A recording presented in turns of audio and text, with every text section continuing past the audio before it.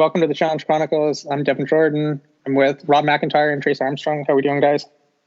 We're good. We're good. We're here to talk about episode 11 through 16, the end of the Duel. We recently released our middle episode on the Duel, which covered, I believe, episode 5 through 10, the middle 6 episodes. That is correct. If you want to reach out to us with any questions, comments, or concerns, you can email us at thechallengechronicles@gmail.com. And please subscribe to us wherever you listen. So what did you guys think of these last episodes of the Duel? I know that we all felt very positive about the season and kind of the first 2/3, but what did we think of the end? I thought it was really good. Yeah, I feel like this is the best ending episodes we've seen in a season we've covered so far. Like the challenge doesn't, like a lot of the seasons we've watched, like it gets less competitive or the drama tapers off. And there were still enough good storylines and enough good things happening that it holds you the whole way through the season. Yeah, I thought it was great. This is definitely the best season that we've covered so far. I think my big takeaway from this, and I've thought about this a lot since as I watched the last 6 episodes, and then since I finished watching them earlier this morning, in that I feel like while Wes's win is definitely like very deserving, I feel like my impression before this most recent rewatch was that his win was much more dominating than I now think it is after watching this season again, if that makes sense. Completely. It's such a weird contradiction with him, because it's like he only wins a few missions at the end, and then it seems like he only does a few things, but each of the things is like super substantial. Well, and the timing too, right? So yeah, the timing is unbelievable. The last 2 missions that he needs to win to save himself are both swimming missions, and then in the final to get a 2-minute advantage over Brad, which turns out to be the difference between winning and losing, he gets a soccer challenge to start the challenge, or to start the final elimination. So there was a lot that broke his way. And my other impression that I took away from watching these last 6 episodes and the season as a whole is that Brad was much more dominating this season than I remembered him being. He is very good in multiple situations throughout the season. Yeah, people always forget about Brad. I feel like push him pretty far below like the Derricks and the Durrells of the world, but I think he's right up there. And that's mainly because he never won. That was the thing. It wasn't until Cutthroat that he finally won, and that was by far his least dominating season. But it was his smartest political. It was his smartest political season he ever played. I even think he's fine politically most of his seasons. Like Duel 2, I don't think you can push much against him politically. The only season where you can criticize it. Go ahead. The only season that you can criticize him politically is The Ruins. But that's about it. No, I don't even know what you can do about him on The Ruins. You can't do anything about The Ruins, man. Like, he had deals with everybody on the other team, but you had Casey on their team, and she literally was like an anchor that just killed them every single challenge. If he's trying to win, he clearly should have thrown in Casey that one mission they won. But like outside of that, he had no other opportunities to do anything politically. And my only criticism is don't get kicked off. That's the only criticism. Yeah, sure. I think that's not a political thing, though. He might have made the final, but here's the thing, and I know we're way into The Ruins now. So, like, if he had not gotten kicked off, you probably still get the Bananas Dunbar situation because of Brad and Dunbar. Brad has seniority, so Dunbar's going in probably, and the other guys on the other team kind of had a side deal with him to not, I won't touch you if you won't touch me. But Brad was going to have to go into elimination that won the last episode because he was the last guy on the team if the same way plays out. So who does Brad go against? Is it going to be Bananas again, or is it going to be – because Evan and Kenny ain't going in. Durrell – It's probably just Johnny again. Well, maybe so. That cutthroat team really quick. I think he doesn't beat Evan or West or Durrell. Derek, it depends on what they give him. And I think he could beat Johnny or Kenny in most events in that season. I mean, physically, yeah. I just know that Evan and Kenny weren't going into elimination ever. Yeah, they weren't going in. They weren't going in. No. I mean, if they keep him around, too, maybe they actually win a mission. Who knows? Yeah. That cutthroat team that wins the red team is really just like a ragtag group of people that just never actually won one, with the exception of Tori. Yeah, Tori had won one. But that's so weird because it's like, wow, like that's Tyler's first win of 2. I mean, that's Brad's only win. Dunbar gets a win but doesn't get the money because he does a porn and violates his contract. I mean, like, Lord. So much about that team is just random. What do you think? That's why I like Cutthroat so much, is that the teams are just kind of, it's actually a mix of personalities that haven't had to interact that much. So you actually get to see the relationships develop instead of having them have some pre-existing ones. The red team was very fun. They're all fun. They're all fun. Like, legitimately, every single team is a hot mess at different points of the seasons. And they all operate so differently.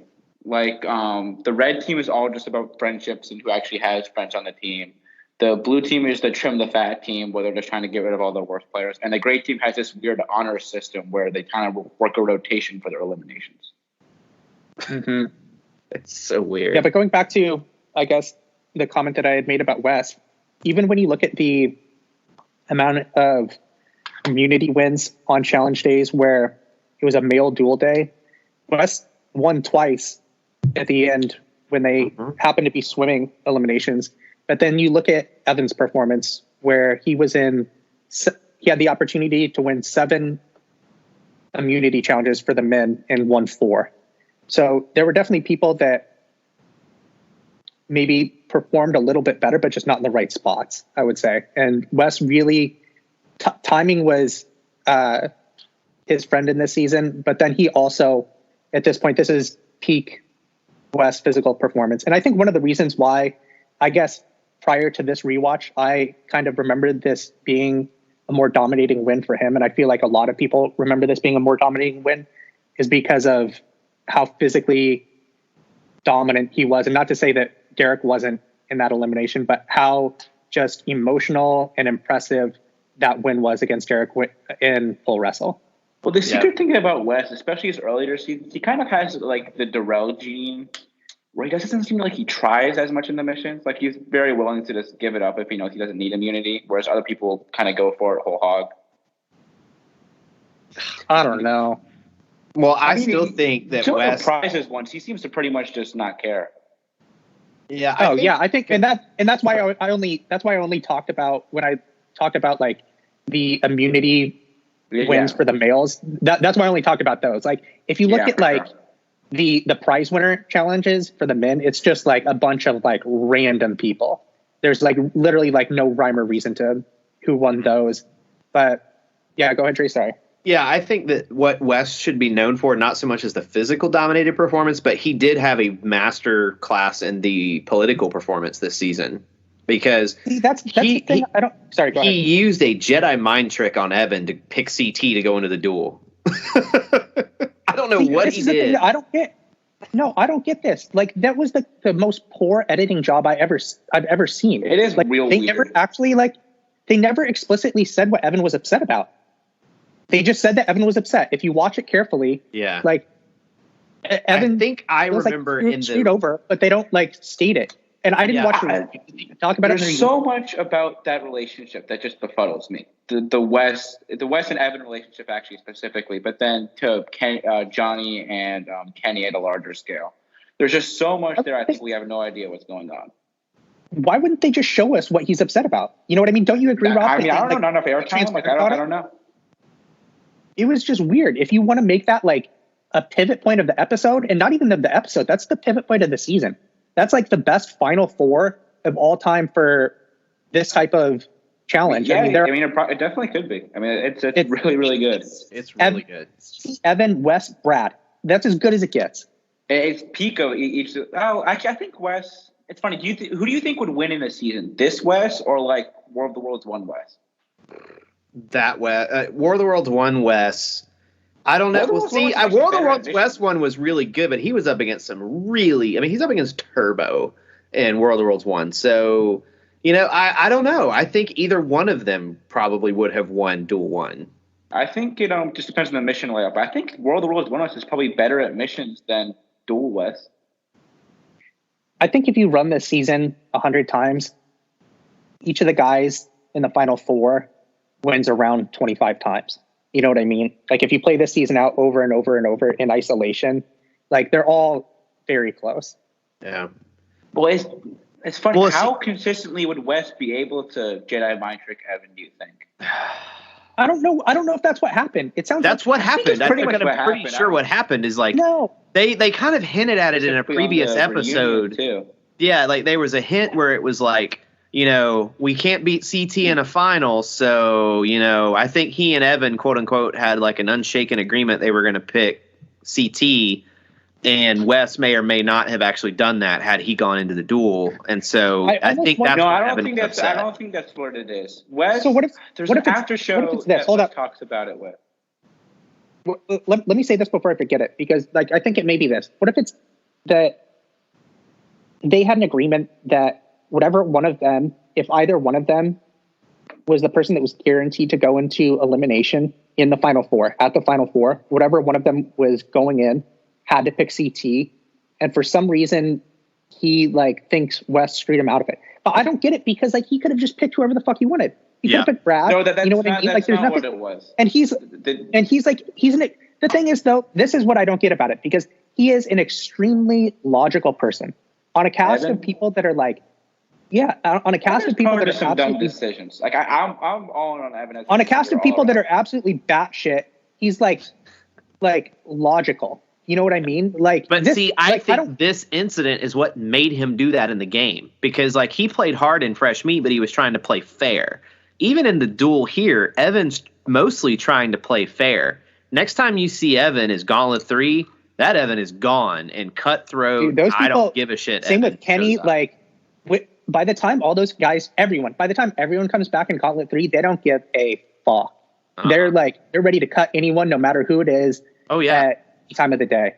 Yep. So I pretty much know what happened. I haven't actually seen this, but I know I've seen Wes and Evan both talk about it. So Wes says they had a deal where Wes would take out both Derek and Brad if Evan could take out CT.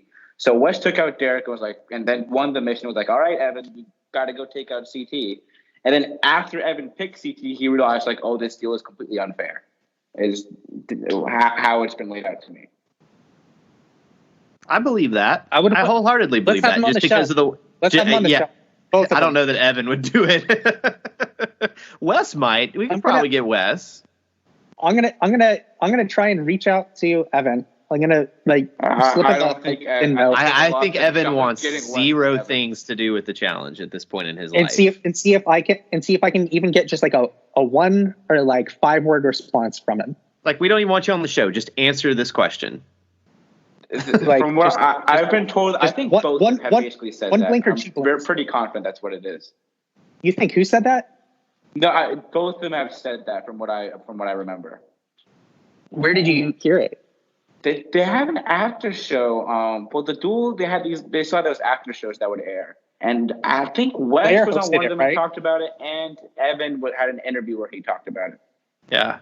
Someone find it, and someone find it. After the season 2 on the reunion, Evan seems like fine with it. He just was being emotional in that moment.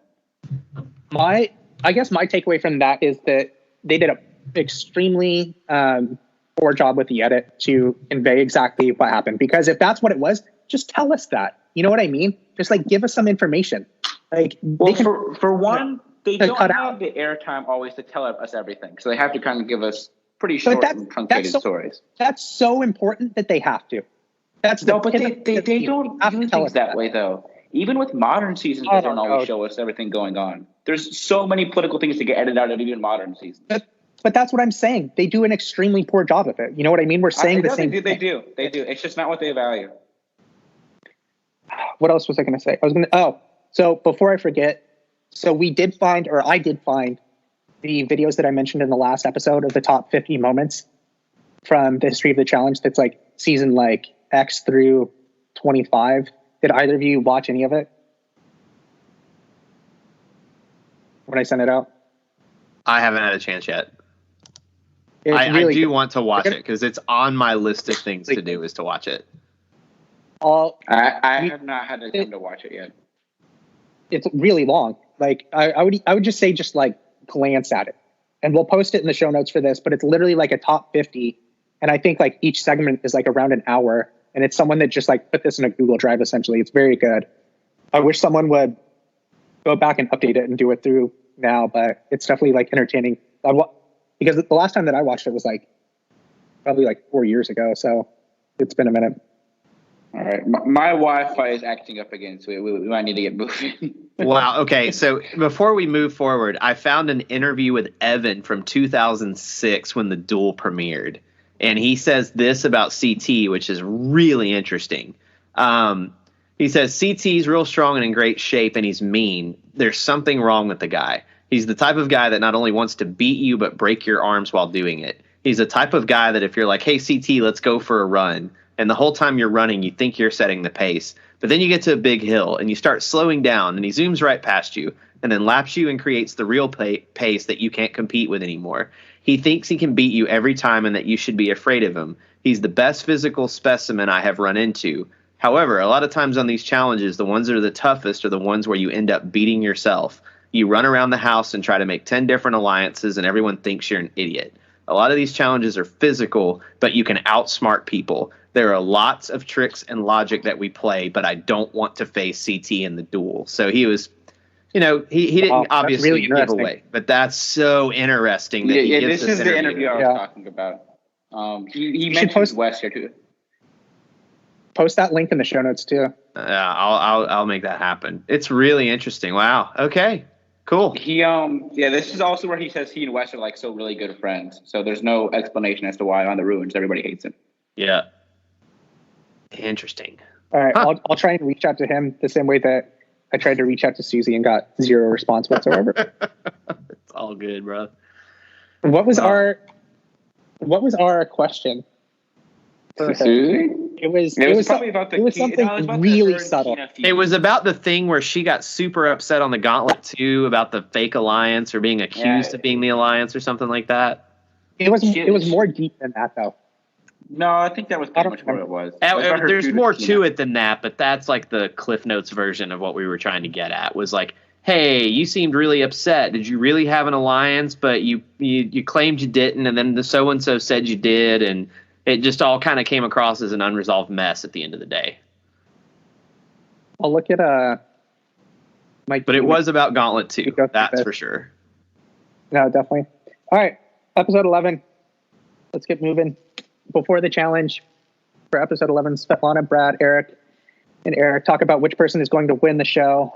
They think that pretty much anyone can win at this point. Brad says that he wants to keep his friends until the end.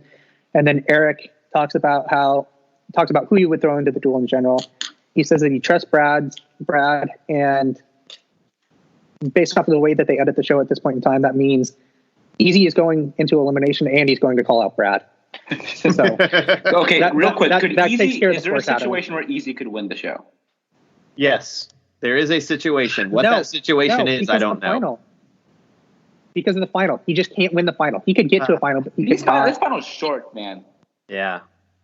Dude, he would get smoked. He's like, if he and I don't even know who the second worst competitor would be at this point in the final. Have you seen Gauntlet 3? Have you not seen the last episode of Gauntlet 3? He's getting dragged by the chain by like 11 other people. Dude, that's like the one. It's one of like the most visceral moments I've ever seen on TV. Like the emotion that comes from each of the contestants on the veterans team as they realize that they just lost. How much money were they going to win? I don't even remember. Not even that much. But it was the fact that they were so sure that it was going to happen. You know what I mean? They thought it was in the bag. And then, like, they thought it was in the bag the entire time. And it's like you thought that you were going to get, like, a car for Christmas. And you knew that it was going to happen for, like, 6 months. Like, your parents were like, yeah, like, what color do you want? Like, let's go to the dealership and pick out the one that, like, really, like, fits what you want to do. You see them talk to the person at the dealership. They talk to the car salesman. Christmas morning comes, no car. That's what the it's like when I forget what it was. I think it was just like a GIF or something. of the dad who was like telling his 16-year-old daughter, "Hey, we have a surprise in the driveway for you," and they go out there and it's just a sweater with a bow on it. That's brutal. Well, but anyways, so is there a way you think he can win this final? Because I think he could if he just beats whoever in the soccer competition. I don't know who the person. I don't know, man. That trying to do that seesaw for him might be a little difficult. Dude, I think it's only 2 minutes. You know what I mean? So I think what it comes down to, so this is how he could win. If someone maxes out the puzzle and he like has an out of body experience, like in like he like goes beautiful mind and it just like falls together like on his first like attempt. That's how we. I mean, but the thing is, everyone else is so good that's left. Yeah. Like, so no, I don't feel like very low probability. We're talking about like one out of if like Johnny or Tyler or even Kenny or Nehemiah were still hanging around, maybe he could be one of them. But I don't know if he could beat any of these guys. DM and CT talk about or shown at a bar, or I don't know if it's a bar, but it's outside. They're talking about what their first kiss will be like, because DM tells us in a confessional that she has a rule that she will not kiss anyone unless she's known them for 3 weeks, which interesting, good for her. And is it also hard to believe that they filmed this entire season thus far in 3 weeks? Like, that's pretty unreal when you think about the pace of the show now. Well, they take forever to film now. I mean, they're like gone 10 weeks sometimes. I think it's just, I don't know. I think they just film an extra long amount of time now. Like, I don't even think for other reality shows that's that long. Like, I mean, that 3 weeks would be that, like, long within the show. They go to a conversation between Wes and Evan where they talk about how they want Easy to call out CT because they're, and this kind of goes off of what we've talked about for most of the show. They're both apprehensive about the idea that they go in against CT, and because a lot of these dual eliminations are physical and strength, and they don't want to be the ones to have to go against CT, and they think Easy has the best shot to potentially knock out CT. And that gets us into the challenge for episode 11. And randomly, TJ has lost his voice at the start of this challenge. I noticed that too. Which was interesting. And the name of the challenge for episode 11 is stacking chairs, right? Yeah, stacking chairs. And this one's pretty basic, and I enjoyed this one. So there will be a heat of 3 teams and a heat of 2 teams. You will be paired with a cast member of the opposite sex. The object is to stack wooden crates high enough to climb up and grab a flag out of the air. And it kind of takes place in this large warehouse. So you just stack up these crates until you can reach up high enough and jump and get the flag. And the prize for the women is the NHL prize package, which Evan won in the previous episode. And it is a male duel day. So whoever wins for the men is guaranteed safety. What did both of you think of this? It's a good challenge. Yeah, it's not great. It's not bad. It's just a good, solid daily challenge. It's funny because usually I am so much more of a like gameplay and format person when it comes to seasons I really enjoy. But I don't think there's anything that's that special about this gameplay or this format. It's just the storylines going on this season that I think are so interesting. This one was, the first heat for the men was really interesting because it comes down to Brad and Wes pretty much running up and having to jump up for their flags at the same time. And Brad it comes down to Evan and Brad having to run up and jump at the same time.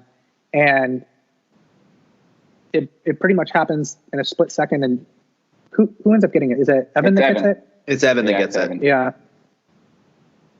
And then for the second heat, who wins this one? In the second heat, it's Anissa and Big Easy that are partnered with this. So they really have no chance because you really have to be able to you really have to be able to get to the top and then be able to jump up and like have enough lift off of your vertical jump to be able to get it. And neither of them are really able to do that. What I thought was interesting is that they only did this in 2 heats. You know what I mean? So it's not like they took the winners and had them compete afterward. It was pretty much you each competed, and then whatever your time was your time. This seems like the type of challenge that they would normally have, like a final round where the winner of each heat would compete against each other. I'm happy they didn't, though. I don't see the reason for it. Yeah, this is a time thing. I actually am with Rob there. I think that was probably the best way to do it because, yeah, it just was. It works. That just would seem unnecessary. So Jody starts off the selection Evan starts off the selection for the duel. And it comes down to Svetlana having to decide between Wes and Big Easy, and obviously and wisely, she chooses to save Wes. This means that Easy will go into elimination, and he decides that he wants to go against Brad, and everyone is shocked. Mouths the jar. No one can believe it, but I mean, when you think about it from a logical perspective, that's probably who Big Easy should pick. Yeah, I'm with you. Like, no, I wouldn't want to go against Wes after what happened with Derek. Well, I don't see. Brad talks about it. There's not much Brad of a play for him here, though. I mean, who's the better choice? I mean, yeah, like, do you want Wes, Evan, or CT? Oh, let's take Brad. That's what I'm saying, though. It's not like there's a great option here for him. Do you want to die from a knife wound or a gunshot? You're going to die either way. That's pretty much what it comes down to. I was watching a Radiolab episode earlier where they were talking about torture in Guantanamo Bay, and someone with in-depth knowledge of what goes on there asked the interviewer of the podcast whether he would want to be tortured by having to listen to the Barney theme song for 2 weeks straight, or if he would rather have a razor blade taken to his male parts. And the reporter said, well, I guess I would probably pick the Barney song. And the guy that asked him that goes, well, you're wrong. And this is why. I actually would believe it because, your male parts will get cut up, but they will heal. Whereas for 2 weeks straight, all you're hearing is "I love you." I might shoot myself or hang myself in my cell. It didn't specify volume, though. This was his logic, and it was pretty much what you said. That there's an end in sight with one, whereas the other one, it's eternity. I mean, what happens if you get an accidental vasectomy, though? Yeah, you're not having kids then. I mean, if you're in Guantanamo Bay, you're probably not going to have a chance to have kids again anyway. It was a really interesting. They're doing a series on this one person, with this one inmate in Guantanamo Bay. It's called The Other Latif. If anyone's interested, they should go check it out. But that gets us into the elimination for episode 11. And at this point, there's 13 minutes left in the show, so something good's going to happen, whether it's in the elimination or something afterward. And something that I thought was interesting is that TJ makes a point to say that the person that was guaranteed to go into elimination, now that because this is, I don't know if I said it, the competition that they will compete in is pole wrestle. And they explicitly make a point to say that the person that was guaranteed to go into elimination, this being Easy, gets the first opportunity to grab the wooden stick that they will wrestle over. So at this point in time, I wonder if it became obvious between all the contestants that that's a huge advantage. And they just wanted to make a point to emphasize that. I think they just realized they should never do the I can elimination again, and they didn't want to have that happen amongst this final bunch. This actually goes by pretty quick. And in my notes, I have. Say what? What? Well, I can't happen 3 times. No, but I'm saying 3 times. This. Correct. Yeah. All right. Fair enough. I got that wrong. Never mind. All right.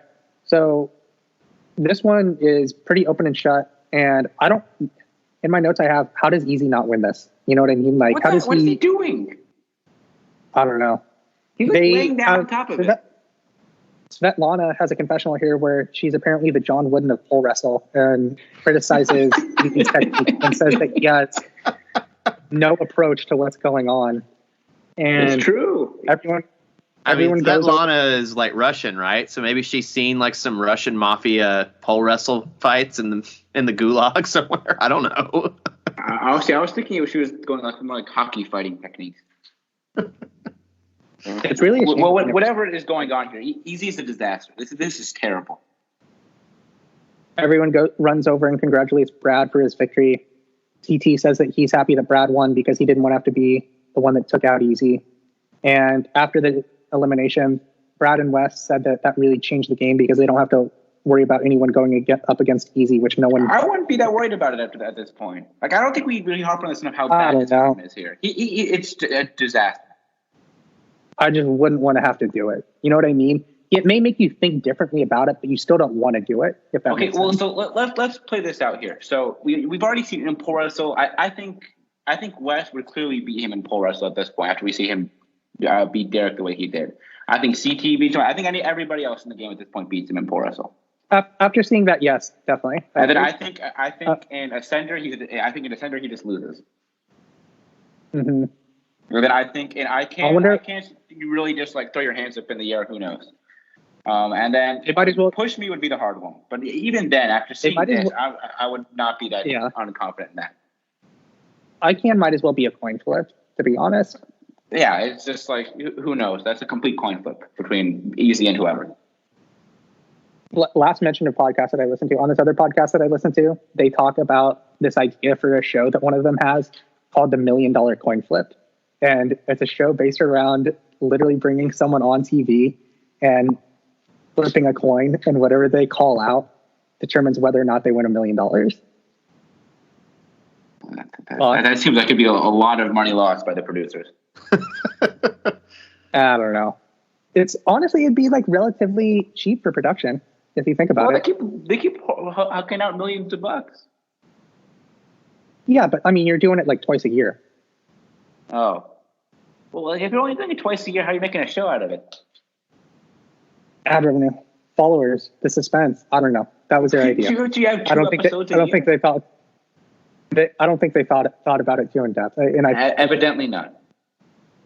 But like, you got a rigged coin?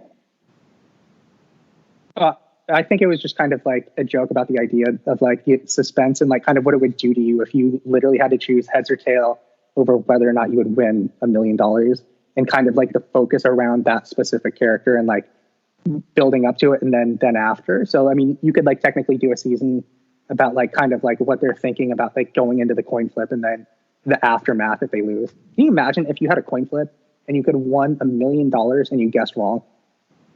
I mean, it's just what it is. Like, I don't know. Like, I could have been born with Bo Jackson's athleticism too. That didn't happen. The end of the episode is one of the most memorable moments of the season and probably in the show's history, where we get CT and DM out on a cliff next to the water, and they have their first kiss, and DM comes into the house in a conversation with Wes later and realizes that everyone in the house saw them kiss, and she talks about how she didn't want that to happen, but she's really happy because of where her relationship with CT is right now and kind of what he's been able to do for her. So it's a really good moment. Yeah, and then Wes and Evan give her a hug, and as they're walking away, Wes says, "Our baby girl has grown up and making out with slime balls." And then they cut to CT in the pool like he's the Mac Daddy. It's pretty hysterical the way they edit it. But yeah, it's a cool moment, man. Especially because, I mean, this was a long running storyline, both on the show and off the show, in their personal life, and if you call the challenge their professional life as well. I mean, this was a big catalyst to a lot of stuff that happened seasons and seasons down the road. That transitions us into episode 12, where everyone's out at the bars and DM talks about how CT has impacted her life in a positive way, and they're shown together at the bars. And then we get a conversation between Kina and Jody and about how they want Svetlana to go home. Kina starts to talk about how she's a good competitor. That means she's going home this episode. Yeah, visibility spike for Kina, which is great for this episode, but not good. It's sad because she's going home. Yeah, exactly. Love me some Kina. I love Kina. We need to have her on the podcast. That's what we need to do. Reach out to her. I don't know if she has any sort of means of reaching out. Did her and Randy ever get married? No way. Oh no, that didn't happen. She's married though, not with Randy. Yeah, I remembered before DM got sick the last time, she ran into Kina at a bar in New York City and they took a picture together. And like it was a thing, like, oh, Keena's still around. Okay, well, she was on Road Rules Viewers Revenge with Susie and Veronica, Tori, and all them. Abram, her else was on that season. Svetlana talks about how she's unhappy and she wants to win with pride, and that the people that play the game are the ones that make it dirty. We get into the challenge for she's also aligned with Wes. Episode. Yeah. I never have understood that argument from people on reality shows. Like, I want to win it the right way. It's like, dude, I would cut your mama if I could win that money. It's part of the game. That's one thing I think the show does need to emphasize. Playing the politics is part of the game. It's the game a dirty is not game. just the competition. Yeah, I agree. Part of the game is playing the politics. And it would help the show because you need to encourage the cast to be more involved. And it's funny, later on in the show's history, I like have a vivid memory of like TJ calling out Easy at one point when he's in elimination, and TJ like kind of acts surprised that Easy's down there, and he's like, Easy, not doing enough politicking, and he's like, I guess not. But like, you're on a team. You're on my a team favorite with Johnny Bananas. He doesn't have a prayer of not going in elimination. I'm sorry. My favorite TJ politics one is where he's talking to CT and DM on Battle of the X's, and he like gets mad at them for not throwing in Mark and Robin or Johnny and Camilla at the end. I'll have to go back and watch that one. That one's pretty funny. And he's 100% right too. He's like, really? Are you for real? Men and women will compete separately. Competitors will run to retrieve giant blocks of ice, take them back to their designated stations, and break the large blocks of ice with a sledgehammer as they push the ice through a grate and into a bucket. The man and the woman that has the most amount of water in their bucket after 5 minutes wins. And I already said it, or alluded to it, but it'll take place in 2 heats, one for the men and one for the women. Most weight wins. This is a female duel day. Anissa talks about how she might have to go into the duel that day. And the prize, again, is set up golf clubs and lessons from the David Ledbetter Golf Academy. Thoughts on this one? Meh. It's fine. There's a lot of just meh missions this season. Like they're good for what they are. There aren't many complaints, but there's also not many I would go back and rewatch that much. Yeah. Overall, the Duel 2 is much better on the daily challenges than Duel 1 is. I didn't think this challenge was enjoyable. One of the few that I thought was just like not good. This is like a throwback to kind of like some of the earlier challenges that they had. This is like we'd expect Extreme Challenge to have, and then have them go to the Court of Judge Mills Lane afterwards. See, I would have said this was Johnny Mosley with a whistle wearing an Iceman costume. Oh, so I was thinking Eskimo outfit. Eskimo would have been great, but it's too hot for that. Even Johnny's not that. Oh no, he's committed enough. We'll go with the Eskimo costume, and then the winner gets like a year of free Baskin Robbins ice cream coupons. How much money would you pay? Right? That's not a thing. Or do they prefer Inuit? I don't know. I have no idea. I don't know. I really don't know. How much would you? Yeah, I think we're just going to say I don't know. I legitimately do not know. I really don't know. How much would you pay? Because I'm contemplating a dollar mine in my amount right now. To have Johnny Mosley and TJ co-host a season. Oh, wow. You see, I would only do that. If there is a YouTube show or an MTV.com show that's exclusive to just the backstage things of TJ being like, what the fuck is up with this guy? I just want to see the background. Like on screen, they'll make it work, but it's the off screen interaction I would want to see of that. So like, I think like an additional show. Probably show. Relatively normal. He just shows up in just wild outfits and is off the rails.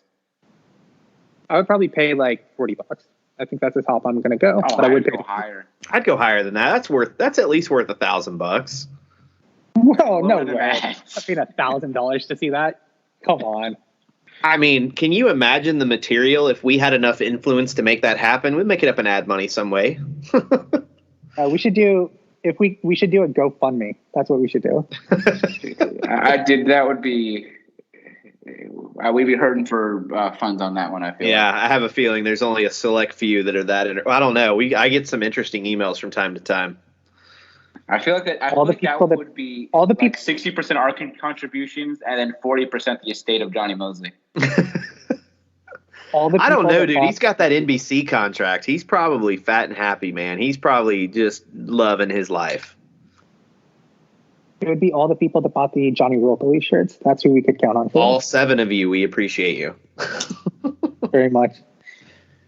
Our top seller is Svetlana. still the Challenge Chronicles logo shirt, so good times. Really? Over the Johnny Rolls Police shirt? That's stunning. Yeah. Dude, I think I would like. I don't know. I don't think I'd know how to respond if I saw someone on the street with a Challenge Chronicles T-shirt. Because they that's don't a know life what any goal. of us look like. So. That's true. Well, no, I've appeared on video on Pat's shows at least. So maybe Oh, they know that's what I true. look like. They know what Rob looks like if you've watched the Pat Mayo Experience. That's fair. What If do you you go do- to my Twitter account, you know what Pat show. What's that? Rob, what do you do when you go on Pat's show? What do you mean? Like, Talk?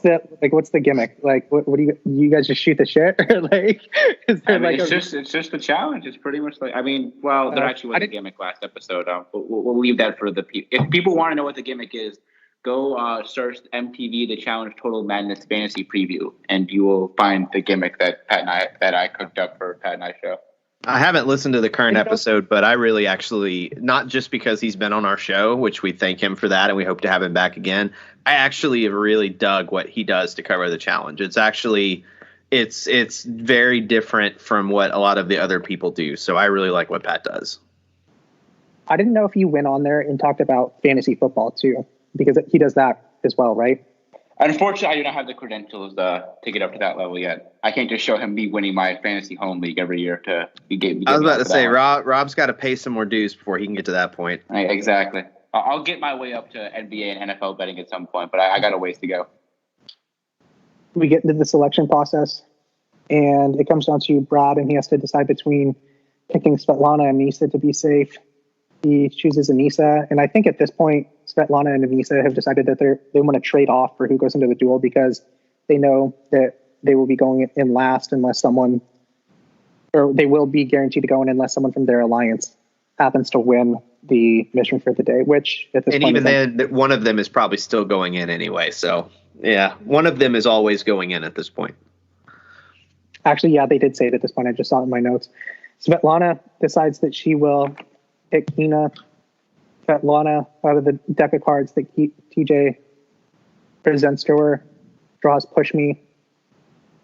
And she makes a comment about how the first time was a pain in the ass, but we get Push Me here. And I don't really want to describe it because that is also a pain in the ass to describe what this is, but it's pretty much just like a log that's held parallel above the ground on a pivot point in the middle, and you and your opponent stand on opposite ends and try and push the log and push your contestant back as the log pivots around and try and grab a flag in front of you.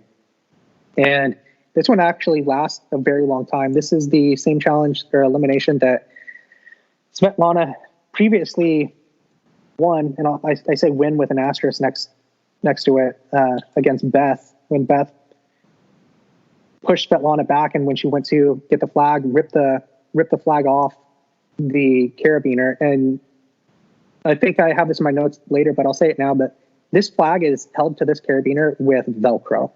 It's like held on with like so weird. Hina starts to go ahead. No, it was more about the end of the elimination. You can recap it first. Well, I was going to just end it right now. So 30 minutes in, it doesn't seem like anyone has a clear advantage. And then at the 47-minute mark, Hina starts to make some noises and then all of a sudden gets out. Svetlana runs forward and gets the flag. And in my notes, I have that this is pretty much a toss-up. But at the end of it, it doesn't really seem like it because Hina really takes it hard. She starts to cry. She starts to complain about her foot and about how much pain it was in. And afterwards, Svetlana looks like she could have gone for a much longer period of time. Yeah. I mean, quite frankly, I think she just started getting cramps. And when those cramps set in, it just hurts. That's all you can do. It hurts. Okay, isn't the move here to let Svetlana be about to rip it off the carabiner and then just clock her with the pole? That's the way I'd have played it. Well, that's what Brad does. Well, no. Oh, yeah, because it gets far enough back where the pole isn't even around her. Because Hina just pretty much lifts her legs up and gets a almost like flung backward. Does it but she spin could just like kind of like 60 degrees? Oh yeah, she could have easily just knocked her out with it. Yeah, that's what I mean. She could get up like a battering ram and just fling it around and try and knock her out. Because I don't laugh kind of, but that honestly is. And then Johnny Mosley pops up with a whistle and goes, "Hey, bro, can't do that." Well, I don't see why can't she do that? What does it say she can't do that? Johnny will find a way to make it a rule. I promise. No, I think that's completely fair game. That's kind of what Brad does against CT because CT like a little different, but yeah. I know he smokes Brad, and Brad said that all he can really do is kind of just like shake it and try and like get in CT's way, and that's what happens. And I don't know how much that actually influenced CT and what happened, but that was his stated strategy after the fact. Brad has a number of those really savvy moves, like the last multiple in both Duel against Landon, man, swinging the carabiner, smart. In the final elimination, and has some really like wonky victory. Yeah, I mean, very savvy that Brad. Unfortunately, we have to say goodbye to Keena here, though, for good, which is very unfortunate. Yeah, we see Keena on Road Rules Viewers Revenge, but she never pops back up on the challenge ever again after this. Sad. Bring her back, MTV. Evan goes up to Svetlana or to Keena here and has a really funny moment. He's like, "What the hell's the matter with you?" And Keena's like, "Get out of here." But it was good in real time, and that gets us into episode 13. Wes and Evan are talking outside. Evan says that they have good and bad blood. So I guess that's the foreshadowing of what's about to come. Evan says that they agreed that they would look out for each other and that the only person he thinks he can't beat is CT, which... This logic here is so flawed. Like, I know we've talked about it a little bit already, but it's just so weird. I know. I just don't get it. Like, why does he think he has a better shot against CT in an elimination versus the final? Because you can win you could probably win an elimination in a fluky way, as we have seen, but in a final, it's a lot harder to. Well, what's there to indicate CT some monster in a final? I don't know. Yeah. So at this point, we really in the endurance mission where they run across the sand. Evan beats him. But that was on a technicality. CT actually beat him, but he didn't grab the right flag first. I mean, that's what happened. No. I'm not talking about that one. I'm not talking about the sprint. I'm talking about the one right before the pole wrestle where it was DM's birthday and they're running up the tarps on the sand. I gotcha. Yeah. Like, is he smoking cigs all the time? I don't think CT is like some person who would picture be like an A+ in a final. He was. But I think CT actually might be ahead of Evan in that one where they run up the tarp. And then Evan just comes up with a strategy to kind of just like stick his feet in the tarp like daggers. And then Trace, good memory, CT is also ahead of him in the elimination where they have to do wind sprints after they eat food. But just to say it, Evan says explicitly that his logic is that he thinks he has a better chance to beat CT now in a duel and then win the final, as opposed to not taking CT out at all and then going up against him in the final. Because I don't know if we've also said this, but it doesn't seem like second place gets any money beyond their appearance fee this season. Correct? No, it doesn't. No, it's a winner take all. It said it was $300,000 in cash and it was $150 a piece. So that you lose, you just get your appearance fee and your nominal SAG minimum for appearing on an episode. Yeah, Evan apparently has not gotten the Cornell education yet. He's at Cornell, but he has not gotten his degree at this point. It shows. Oh my gosh. I don't know, dude. I think we're just missing some pretty moronic. Okay, I mean, it's a bad move. Don't get me wrong. I think it's a terrible move, but I think it's horrific. So, I think it's. I just don't get. Yeah, I just don't get. It is because he doesn't pick Brad, right? So I agree that it's an absolute terrible move in the sense that he picks Brad, but I feel like as viewers, they do a very poor job of explaining to us why he picks CT instead of Brad. And that's, I think, my ultimate take on this. Because we're all in agreement. We're all in agreement that he should have not picked CT, right? We're all in agreement. Yes. I'm just saying we're not 100. They do not tell us. For me personally, they do not give me enough information to be like, okay, at least I can see his perspective. I do not see it. I think we got his perspective. He thinks at this moment that he's giving his confessional, he thinks he has a better shot of beating CT in an elimination than a final. But so his logic is but what happens later on? His logic is the combined probability. That's the thing. What happens? Go ahead. There's just the logic of the combined probability of beating a CT in an elimination and then beating Wes or Brad in a final is higher than just beating any of the three who could possibly make the final. Is ridiculous. I understand that that's what he's saying here, but then what happens later on where he acts like Wes is screwing him over, and he just realizes Wes outsmarted him, and that's wrong. Yeah, I actually have confirmed. He didn't have to pick him. I have confirmed Rob's deal. And apparently Evan and Wes did have an alliance, and Wes said, "Hey, I'll take out Derek and Brad if you can take out CT." And that was the deal. And so Wes basically said, "Hey, you got to live up to your end of the deal. You said you would pick CT." And so like Wes apparently was really egging him on, like, "Hey, you told me you would pick CT when we made this deal." And so that's where the thing comes from. And that's when Evan just realizes, like, Wes and I made an alliance where it was way better for him than for me. And that's what he was mad about. I don't even know if that's true. If the alliance follows as stated. They just need to show me that then. That's all I'm asking. Like, it doesn't take that long. There's a bunch of bullshit that happens in the show. Just show me that. Yeah, Where do you I'm with you. They want to keep you in the dark, partially, though. I don't think they really feel the need to tell you. I don't know, man. This is such a huge game changer, and it's such an odd decision as a viewer. It's like, in this game, like, everyone has acted like, "Hey, I don't want to go up against CT," and then all of a sudden, Evan's like, "I'm going to pick CT." I think they're fine keeping. I don't think they care about keeping us in the dark with a lot of these things. They don't think we enjoy it that much. In the episode description, and then there's another interview that I have tracked down where Wes explains the deal. Basically was like, "Hey, I'm going to take them out," and the deal was Evan had to pick CT. And then when it came time to do it, Evan didn't want to do it, and Wes was like, "You have to do it. You told me you would do it." So Evan stuck to his word of his alliance, but Evan figured out when it happened, like, "Yep, I screwed myself here." That's basically what happened. Is it just an MTV interview? Yeah, it's like one of those, like, it's not an MTV right? interview. It's like some recap thing, and Wes is talking about what happened. All right, send it to me, please. I'll find it. He has an after show recap where he talks about it too. That's been stated across multiple platforms. I'm pretty sure Evans talked about it too that way. I think he was just emotional in the moment. I don't think it's just such a big moment that I don't have like a full explanation for, and I think that's my issue with it. Well, but they do that a ton, man. Like they always leave us on. Not like this.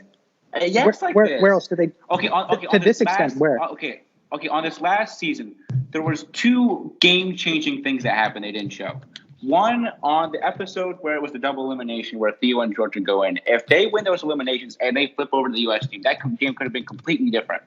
But what they don't show is that, first of all, Paulie specifically tells CT, "You guys have to put Kyle in. You can't put Theo in." Because what they're trying to do is comfort Theo and thinking he'll be protected if he goes back to the UK team.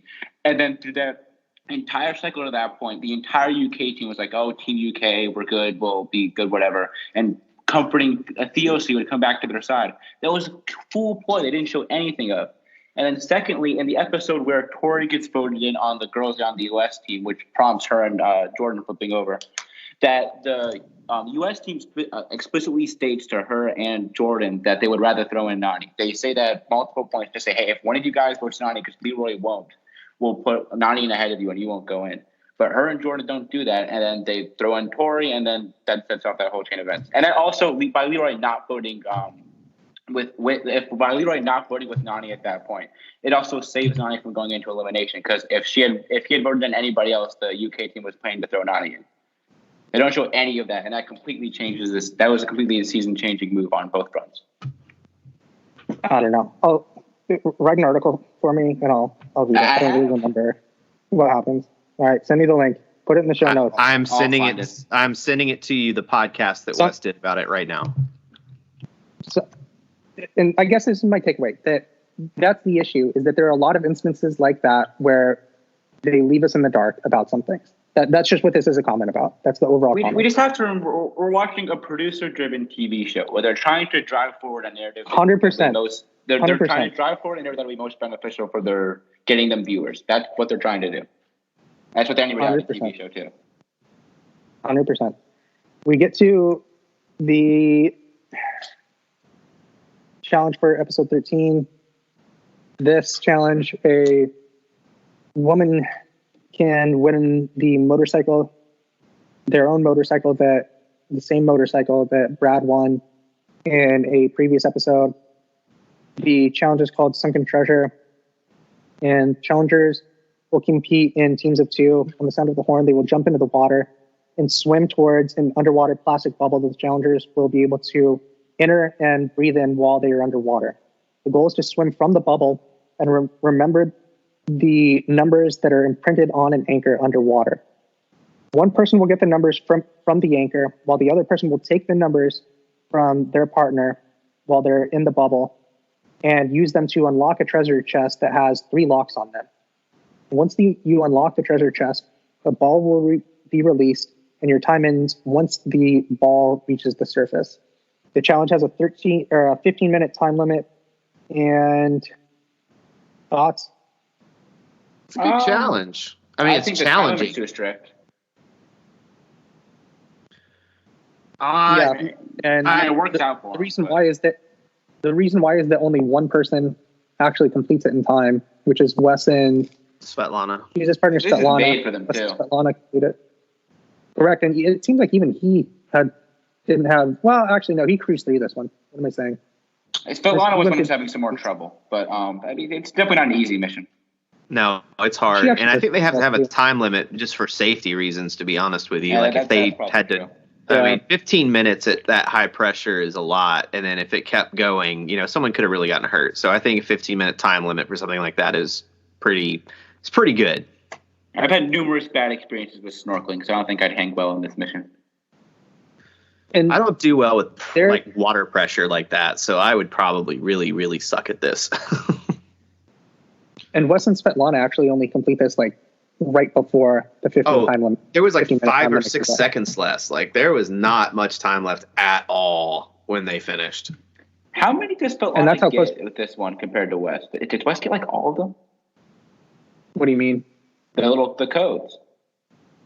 No, you're not allowed to do that. So, because remember, only one person can go get them, and then they communicate it back to their other partner, who then goes and undoes the locks. Oh, that's right. I must have been watching it wrong. So Svetlana read it, and then Wes did the unlocking. Yeah, that's right. Okay. Because that's how CT and DM get DQ'd.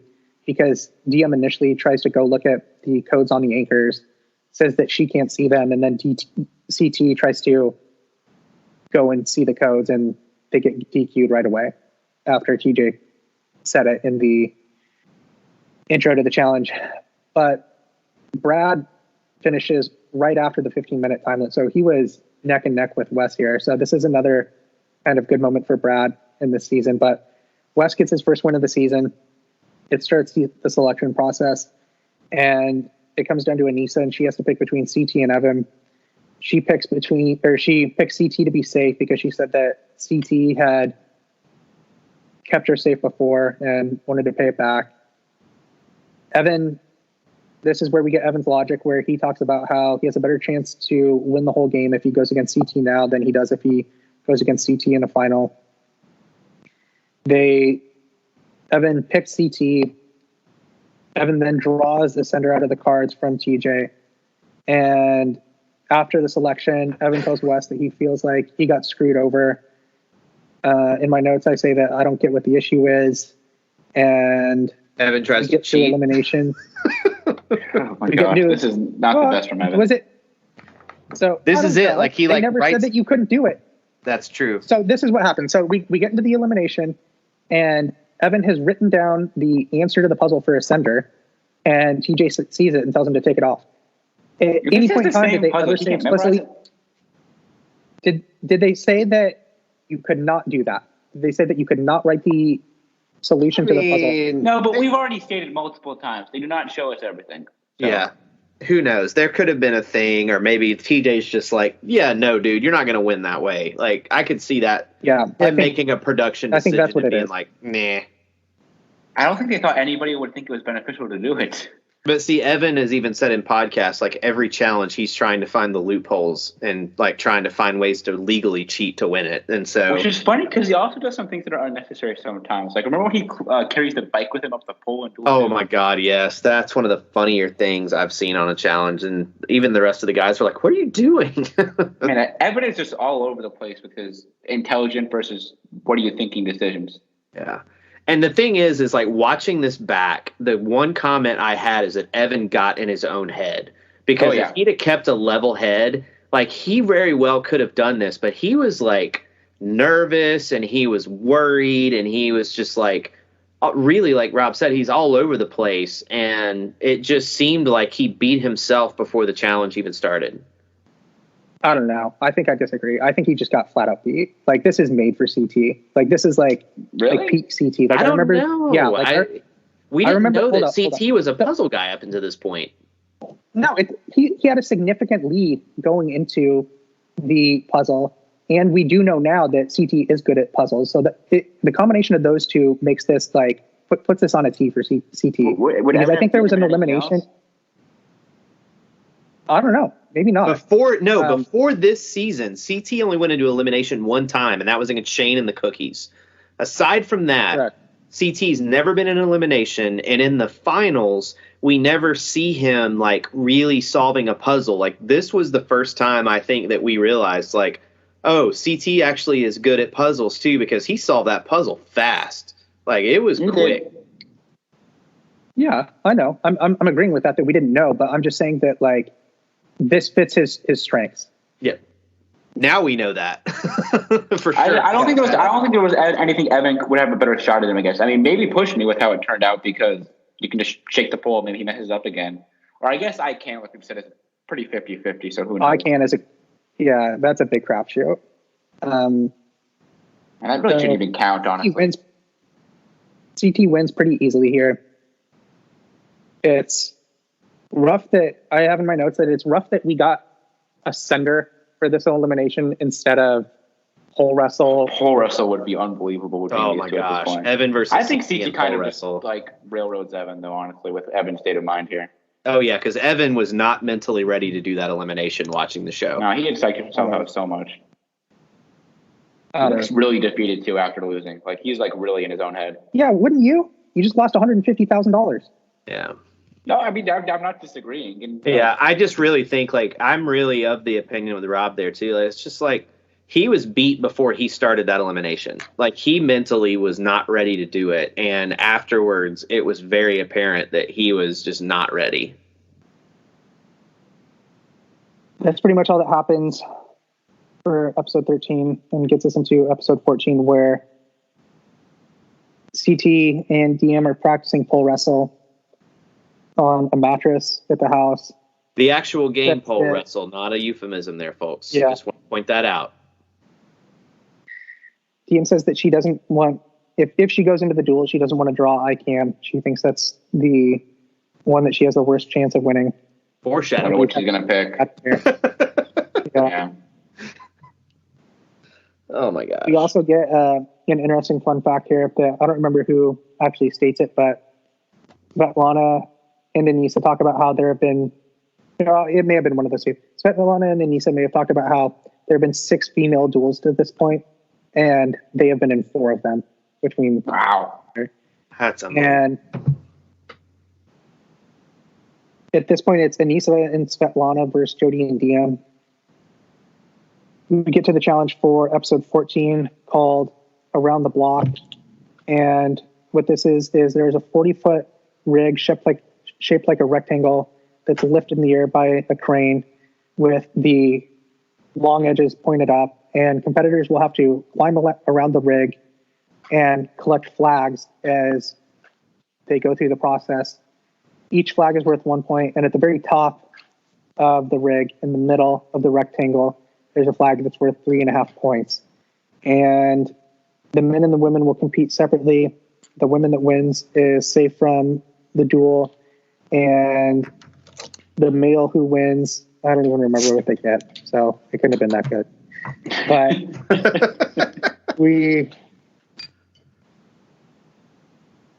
I don't know. This one was fine. There's not many like polarizing missions this season. Yeah. Like, what's the best one? This is. Oh, good question. I hadn't even thought about that before we sat down, and usually I have like an answer for that. Like roller derby? That one's good. Hold on, I'm gonna pull up the list just because I have to remind myself. Pushover. It's probably pushover. Right? Or no? I think it's pushover. The pole dance one is pretty. You know what? I really liked. There were two of them I really liked. It was the one. What's the one where they go? Shoot, I'm sorry. I'm losing my mind here. The one with the big mud hole with the balls where they have to like knock people out. Like, I love those. Those are super entertaining to me. I think you're thinking of the wrong season, but. No, it's like the first challenge where like Tina punches, quote unquote, punches. The rings. The rings. Toss. That's it. The rings. Sometimes it's a ball. Yeah, it's ring toss was, I think. That's so different though. That one's all political. Yeah, but see, I enjoy it from that, and I also really liked. I think it's got to be pushover or roller derby, and then I like pole dance as well.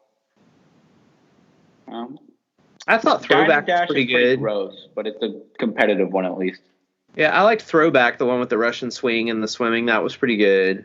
Rafty Race was entertaining. It wasn't a great challenge, but it was so entertaining. That one might actually be number one. Yeah, I think of entertainment factor. Rafty Race and Dine and Dash combined. Oh yeah. I would say it's between Rafty Race and Ring Toss for me. That would be my two. People running with flippers now is like a new thing for me. I think they should do that more often. Brad has another good moment here where he beats Wes pretty easily in this. And the final round for the men is Brad versus CT. And CT wins by a pretty good margin. And this is another challenge that's made for CT. And the reason that I say that is because I remember that there was an interview with Evan at one point on a podcast. And he talked about how he is with CT at one point at kind of like some type of gym where they have one of those like peg climbing things where you kind of like there's holes in the wall. The peg boards. Pegs. I've done those before. It's hard. Yeah, man. And it's so hard. I couldn't finish it. He said that CT was there, like pretty much like racing against people and betting cigarettes on it. I remember that. I remember that. That was really fun. Yeah, that's funny. Yeah, this like anything with climbing, like CT has a pretty good advantage. Like the only person that he may not have an advantage against is like Alton, but Landon's pretty good climber. That's about it. Landon's good too. True. That would have been interesting. I would have liked to see that. So those three. But man, if only CT hadn't gotten kicked off the Duel 2, how amazing would that season have been? I don't know, man. That season's him fighting Adam is like the only drama that happens. I will kindly disagree, and we'll talk about it when we get to that season. You're in on the Paula Dunbar Kim love triangle. Oh no, that's a hot, steaming pile of garbage. Or the Brad Tori engagement drama. No. Yeah, that's all that's it for me. Anissa in the first women's heat tells DM that she's not going to vote for her if she gets put in. And Jody ends up winning the challenge for the women, which gets us into the selection process. And Wes has to pick between Svetlana and Anissa to be safe. And because they're trading off, it is Svetlana's turn to be safe, which means Anissa will go into the duel. And Anissa calls out DM after moments ago she told DM that she would not be calling DM out, which, like, and then when DM calls out Anissa for this, for having a hypocritical moment, Anissa says, well, she only said that because she thought that DM was going to be safe, or that, like, she wouldn't even have the opportunity. That's bullshit. Which is, like, a really, like, it's a really head-scratching moment. Has she not been don't even say that you're missions with Jody? It's like, why even say that you're not going to, like, call her out? It's, like, really unnecessary at this point. It is, because, like, Jody's safe. Anissa and Svetlana have an alliance. Like, who else is Anissa going to call out but DM? I mean, really, it's a bad look for Anissa. One of the caveats to this challenge is that the winner of the elimination is the person who comes in second on the elimination gets to, no, that's the next one. So Anissa draws I Can. After the challenge, CT tries to motivate DM for the elimination, and we get into the duel, and instead of watermelons or laws was the other one, we get coffee bags for the item that they have to guess how many they can lift. What are they pulling this stuff out of? Coffee's a huge export of Brazil. It's just so that's them why. walking down to the Brazilian market and see where they could buy the most of for the cheapest. That's exactly what it was, because you have to know those watermelons were rotten and somebody's burnt that wood by now. Anissa, well, it gets up to 150 coffee bags, which I think that's a lot of weight, man. For either one of them. And Anissa challenges DM to go lift it. Anissa tries to lift it, and she can't budge it. It's a pretty emotional moment, and it's pretty sad. EJ calls the challenge over, declares Anissa the winner, and DM has to go home. It's a tough moment, especially after all that we've seen from DM last season and this season, and all of the narrative that's occurred between CT and DM. DM says that in a confessional that CT has given her a lot of confidence and that she's not ashamed about being herself now after everything that she's been through. And this is not the end of CT and DM. We will see more of this to come. But episode 15 begins. CT tells Jody that they're all afraid of him, and CT and Jody are now teaming up to be partners because Devin was previously partners with Jody. He is gone now, and DM is now gone. So CT needs a partner in all challenges where the men and the women have to team up.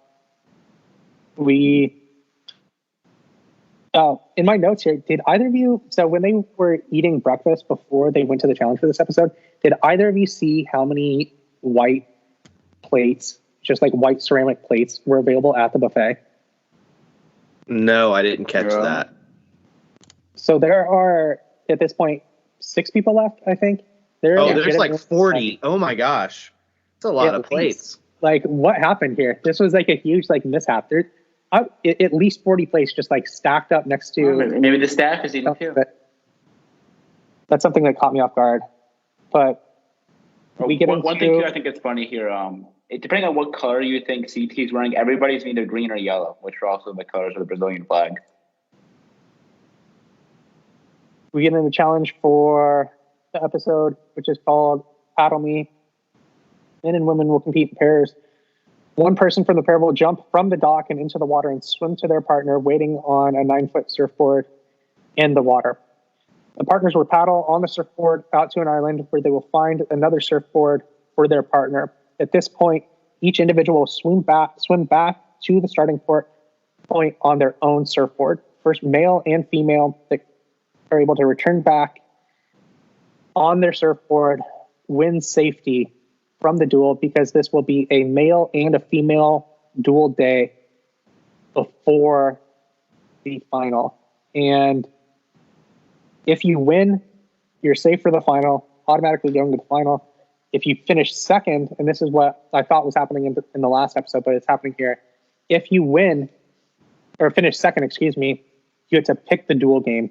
And this is where Brad says that he's nervous about having Anissa as a partner. And once the challenge starts, they both are like way behind, and Brad pretty much wants to give up because at this point he knows he's going into the duel that night and doesn't want to waste any of his energy for something that doesn't matter. Yeah, that's CT true. also has has an interesting confessional here where he says that he thinks, because CT and Jody are the first people to reach the island in the water when they split up and each have their own surfboard, but he says that he thinks Jody was coasting and not giving like a full amount of energy as they got to the island, which if she did, that's a good strategy for her, because what happens is Jody is actually the first person to finish the challenge, even ahead of all the men, with West finishing shortly behind her after he was able to pass up CT. I thought this one was pretty good. Yeah, this was good. Brad and Anissa are way behind. This is like a precursor to Duel 2. I mean, quite frankly, and again, like Anissa is fun on the show. If I'm getting paired with her in something like this, I'm contemplating faking drowning just to not expend my energy, because I know that we're not going to get there first, and it's a race, and so there's really no chance that we're going to win. Or I mean, there are a lot of bad female swimmers on the show now. Mm-hmm. Like I remember this we talk about this last season so often, but like it just by the end of it, there were so many bad female swimmers. Yeah. And like, it's so interesting to see how far behind they were. Like on the camera shots, they show them. It is astounding how far back they were. And I mean, this is exhausting. And here's the other thing that's exhausting about this. Like they're in, I mean, there's a huge wake and current going on. I mean, it's a hard swim. CT finishes second for the men. He will go into the duel against Brad, and he decides that he wants to push me for the elimination game. Svetlana will go in against Anissa because Jody won. And Svetlana finished second and decides to pick I Can, which, talk about one of like the most head-scratching moments of the season. I completely disagree. All right, Rob. Okay. Hot take. No, everybody, this is a hot take. Go for it. Oh, okay. So if Svetlana is going up against Anissa, Anissa has stated she wants to perform on the elimination, and if she does I Can, she wants to be the one to lift it after the last time. She said that. So if you pick I Can, then you know you can just rack up whatever the item is until she can't do it anymore. Yeah, but Anissa has clearly shown that she says something and then doesn't do it. It just happened with Diem. Yeah, but I think that's like, a different circumstance. No, it's the same thing. Like people. If I'm Svetlana, I'm wanting a sender. Yes, it's the safe bet. She's going to beat. I don't even know if it's the safe bet. Anissa's already won a sender. Yeah, but I think that just because she's won it, like that doesn't mean that like she would have an advantage against Svetlana. Who did Anissa go against in a sender? Robin. Yeah, and Robin like spent like 20 seconds trying to like release the like bag of puzzle pieces from the monkey bar and still almost won. Yeah, but like, I agree with Trace. Because if I'm Svetlana, you don't want to do pole wrestle against Anissa. It's just not a good idea. I can, like Devin said, we've already seen that Anissa's not going to be truthful on something like this probably. Wow. So, I can't take her for her word on that. And then what's the other one? The pushover, whatever. I mean, Svetlana won it because Beth, screwed up. That's really what it boiled down to, where the carabiner was just a piece of crap and didn't matter anyway. So if I'm Svetlana, a sender is my best chance of winning on paper. I disagree. Okay. I think she has at least a 50-50 shot on I Can. Yeah, and I think she has a way better chance on a sender. I don't think she's a way better chance at 50-50 on a sender. Why is she so much better than Anissa at it? Because Anissa can't climb. Yeah, I was about to say.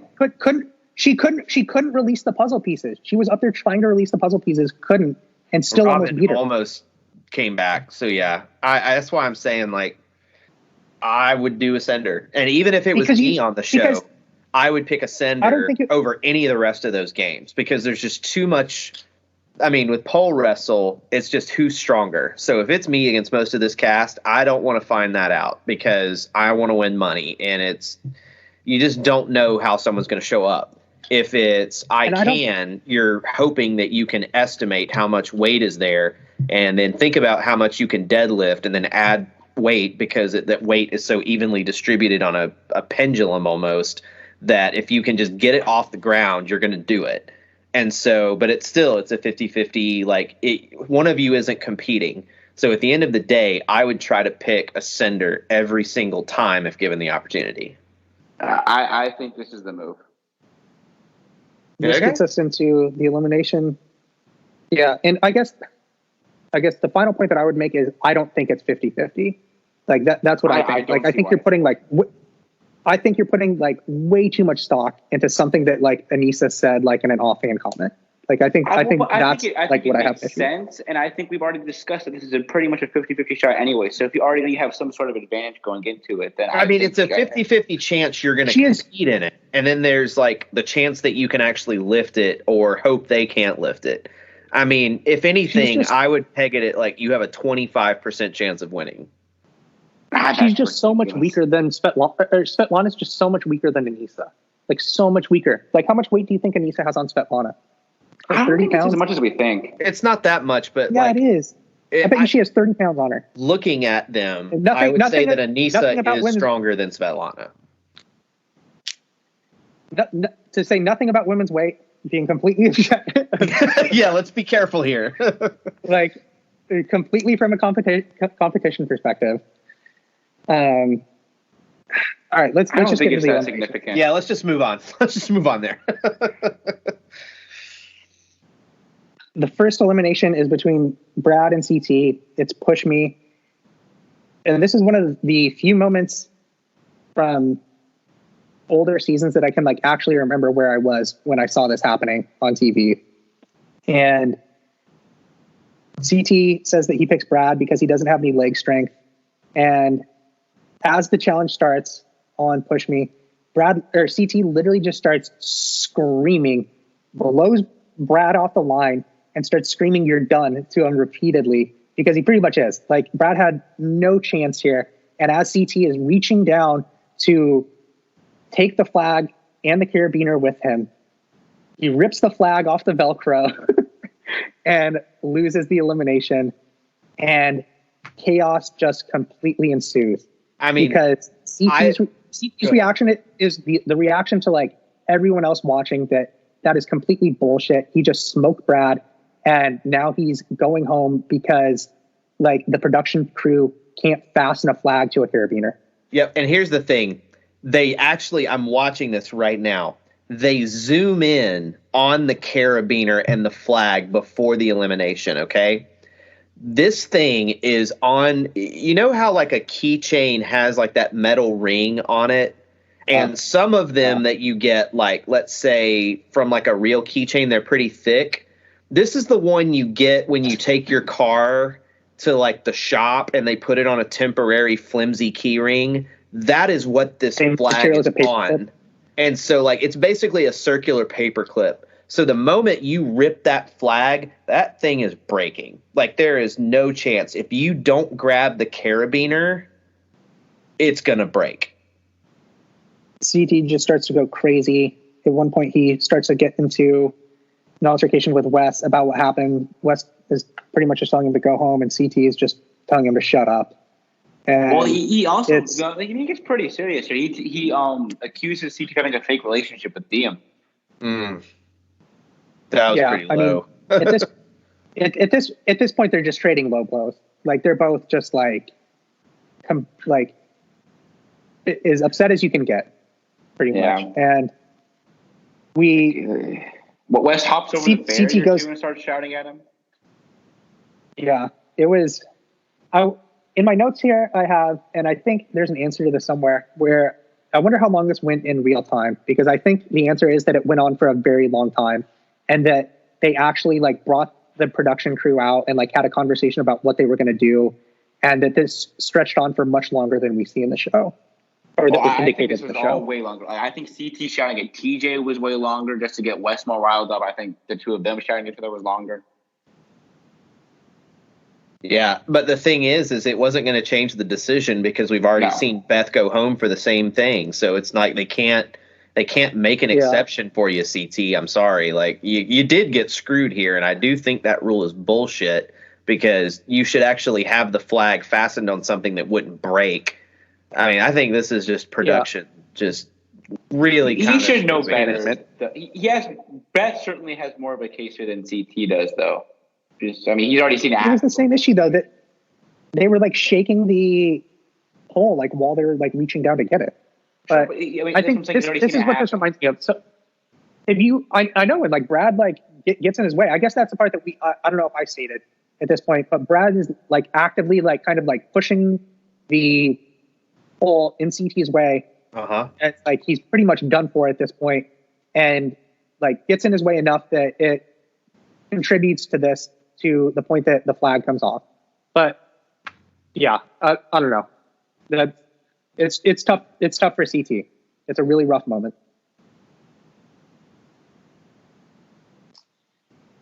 We get to that's the moment where everyone looked down at their iPhones and was like, did a break in the show just happen? It was just kind of, I'm still just watching it, and I'm just rewatching it as we're talking. It just, God, like, as many times as production kept zooming in on the carabiner and the ring, it was just exposing, like, this thing was basically held together by a piece of duct tape, basically.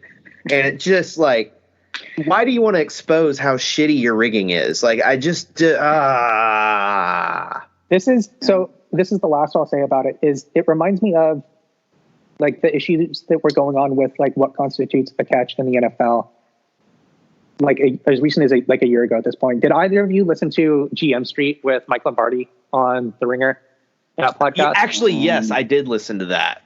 So he talked about how, like, this is, like, the whole issue was, like, completely insane, and about how Mike Holmgren used to talk about how, like, the best way to, like, tell if someone was a catch, this is just, like, purely anecdotal, not actually the best way, but, like, what Mike Holmgren used to say is that, or may still say, that if you pull 4 guys in a bar and ask them whether or not it was a catch, then chances are it's a catch if all 4 of them said that it was a catch. Like, that's how you should loosely be defining what a catch is, right? If you pulled 5 people here and asked them who won this without, like, knowing any of the rules, every single one of them would have said that CT should have won. Yeah. Well, yeah, no, 100%. Like, you can't really tell he ripped it that much just by the way they shoot it. It's just people talking about it afterwards. That's the thing. It's so weird.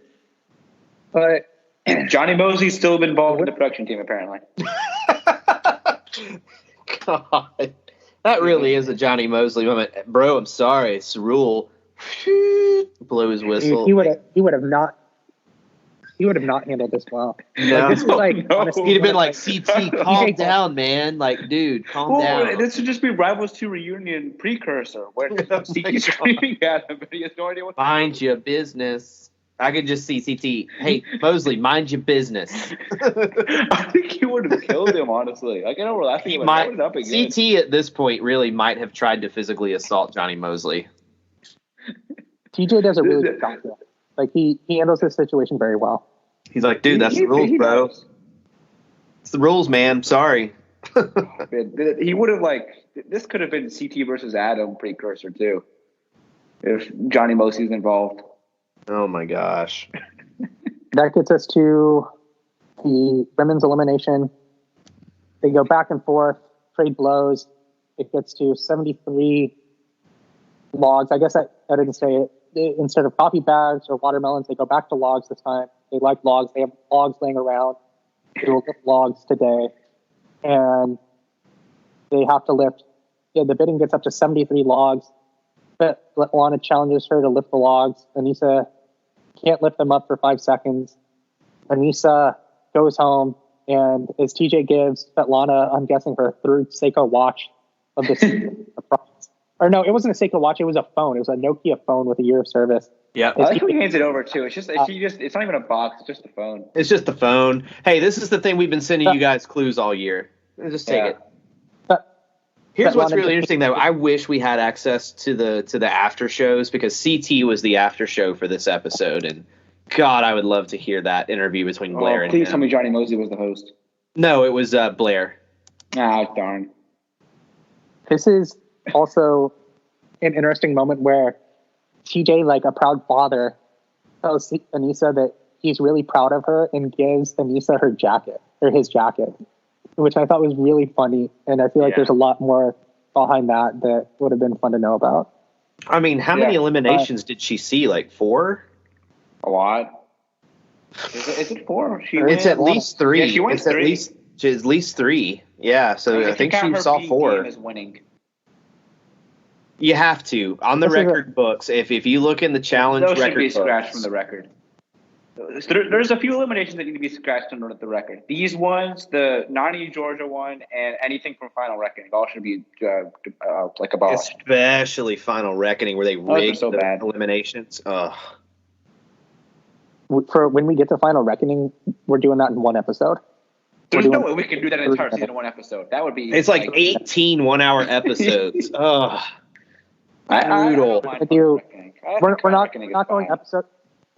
We're not going episode by episode. We're just going to do 30 minutes where we talk about it and have the airing. Move on. It's not that bad. If you go back it's not that it's bad, solid. but it's not good either. That's the problem. I remember being so hyped for that season and just being let down episode after episode. Oh, at the very least, there's a lot to talk about.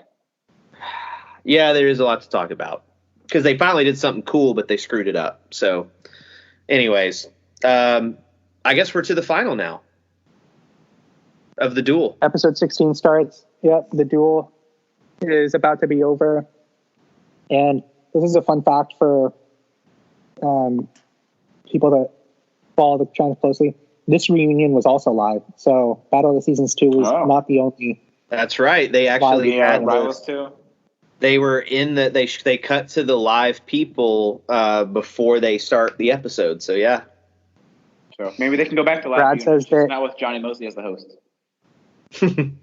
Brad says that he's really happy with everyone that's in the final four for the men and the women.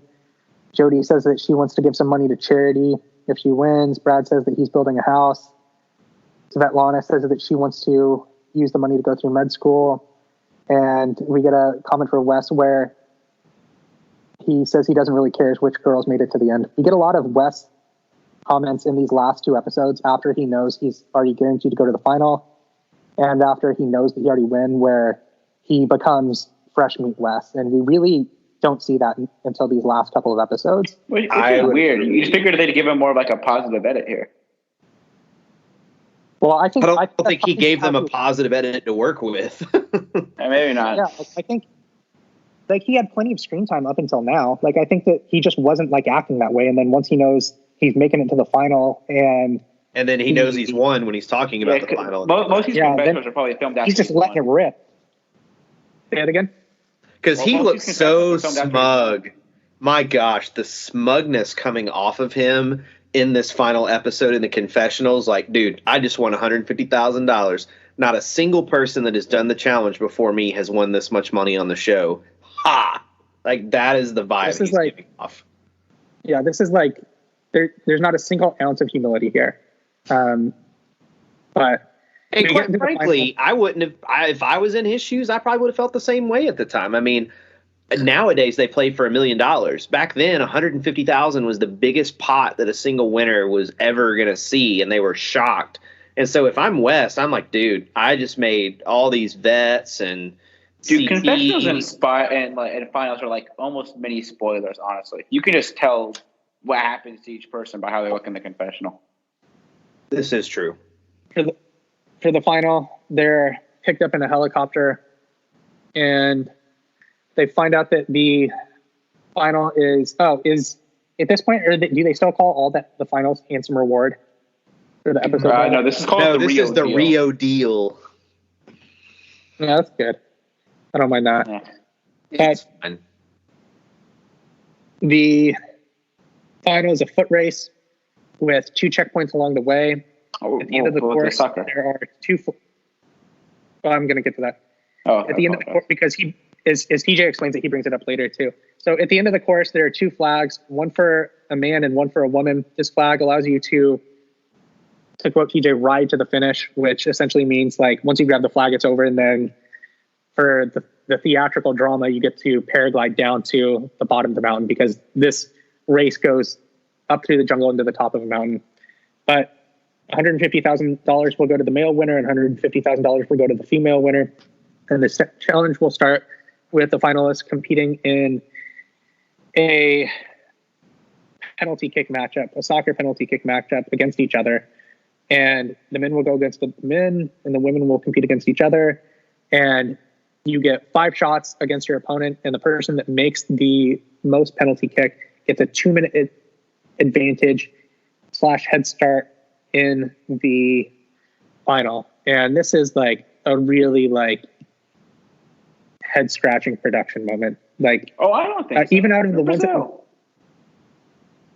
I don't know. It's just I get it, but man, like the whole theme of this season is it's one-on-one, it's the duel, and you give someone a 2-minute advantage. To me, and this is what's me, more one-on-one than a penalty shootout? this is hindsight, though.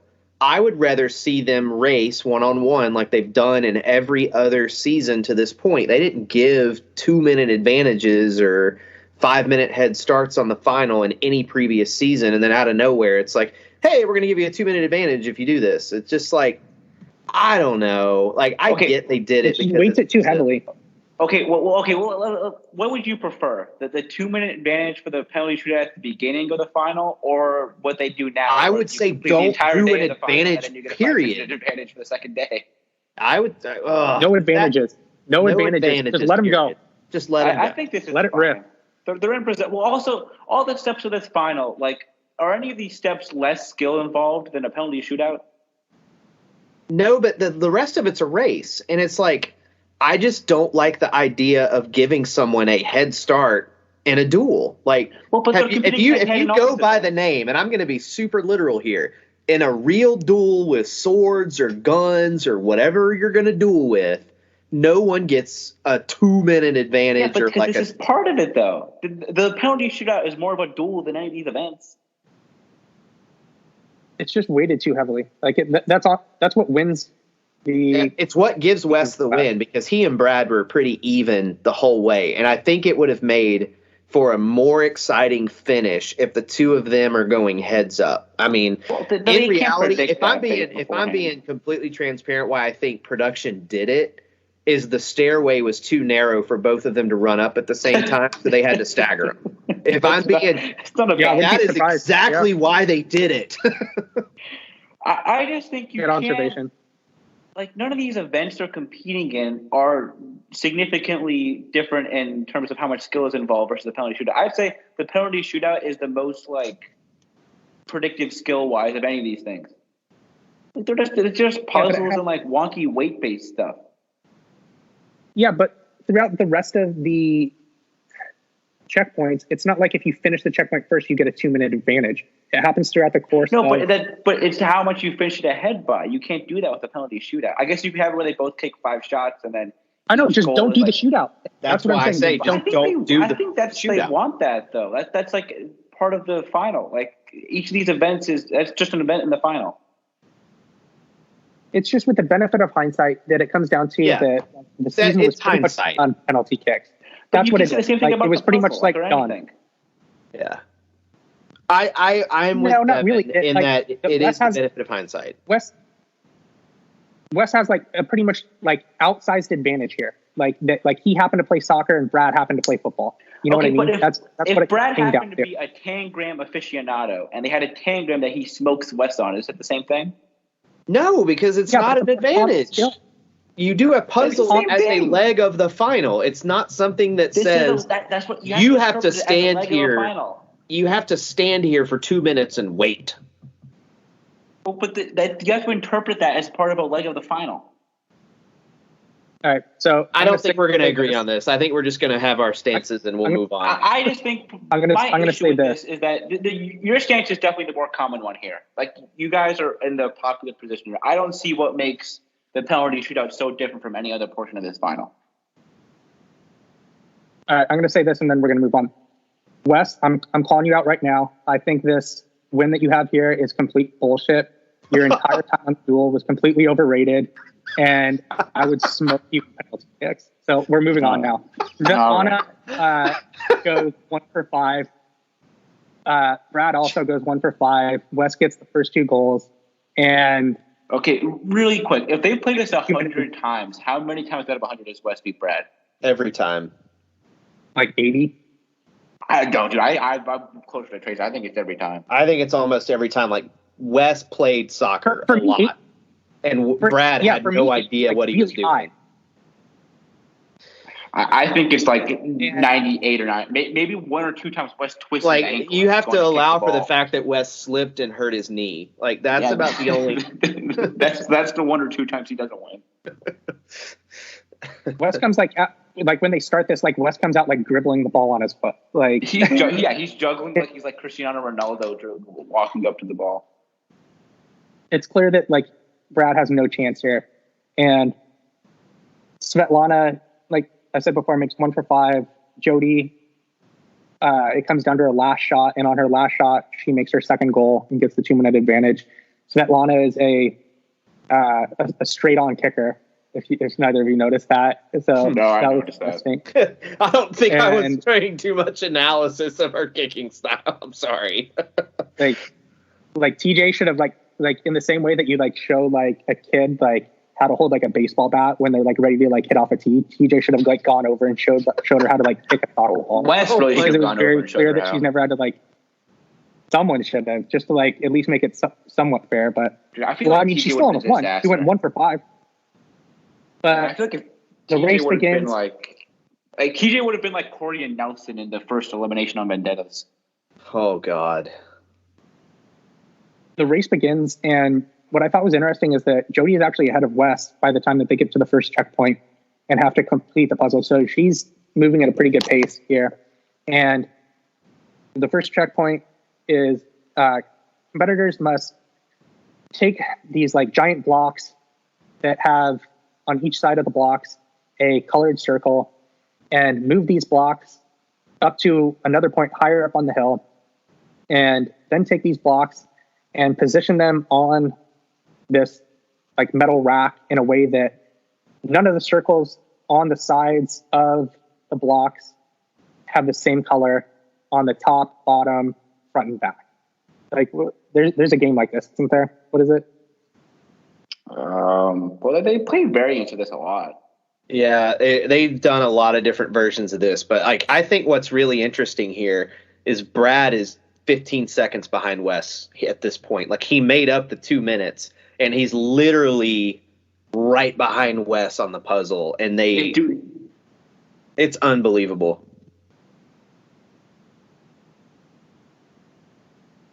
Yeah, Brad finishes right after Wes finishes. Brad finishes as well. They go to the second checkpoint, and the second checkpoint is there's this giant teeter-totter, and contestants must place rocks on one side of the teeter-totter and balance themselves on the other side of the teeter-totter so that neither side is touching the ground for a consecutive 5 seconds. Once you do this, you can move on to the final checkpoint, which is you just grabbing the flag. Wes finishes first, and Brad finishes soon after. Wes even had a confessional where Brad was apparently like ahead of him after the first checkpoint at some point, but it was pretty much neck and neck. And I guess Wes really struggled with those blocks. Back at the first checkpoint, Svetlana and Jody are still trying to figure it out. Jody finishes the puzzle with 4 minutes left before she reaches the maximum amount of time you can spend on the puzzle, which to say it is 30 seconds. Svetlana does max out the time. You can't figure out the puzzle. Wes races to the end to grab the flag. Brad is soon behind him. He says that it was disappointing for him that it came down to a kickoff. Jody gets past the teeter-totter, and Svetlana gets past it, but Jody has a significant lead as she finishes the second checkpoint. She grabs the flag at the top of the mountain, starts to cry, and Wes and Jody paraglide to the ground. And in my notes I have, it's incredible that Svetlana made it this far, which she has a really good season. And it would have been interesting to see how she would grow throughout more appearances on the challenge. And which we don't get not that. happen, unfortunately. And then I guess the last part, the one thing that I have left in my notes is Wes starts to cry at the finish, gives TJ a hug, and says that he wants to spend the rest of his life with Johanna. So we continue to get that narrative as well. But not for long. Thoughts about the season as a whole, kind of, I don't know. I feel like we've done a pretty good job with it. As we've gone throughout this, we've sprinkled in what we think of the season, these last 6 episodes, I guess. What do we want to close with?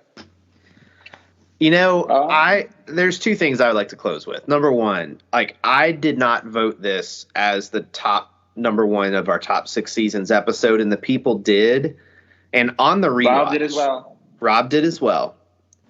On the rewatch of this season, it is very enjoyable start to finish, and I stand by my opinion that it is a top 6, but it is not number one.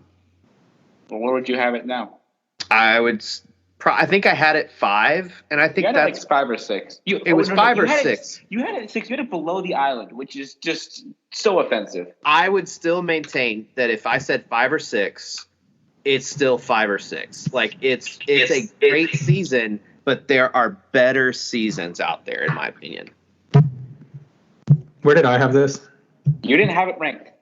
Yeah, it was not in your top 6. It's all a disaster.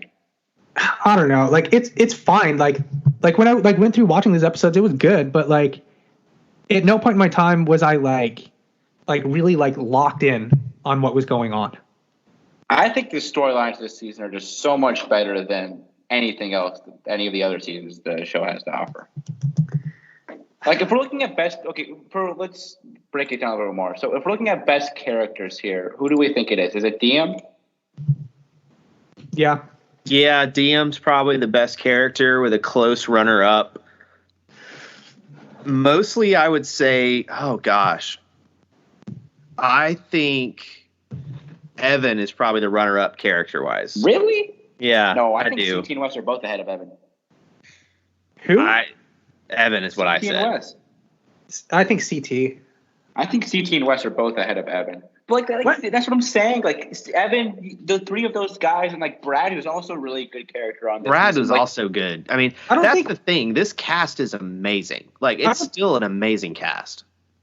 I think Wes doesn't have a ton of visibility until this last segment of episodes here. He's politicking is pretty. He's the one who's organizing the alliance between Anissa. Alliance. It's falling apart around them. Literally the only reason he's trying to pick up the pieces.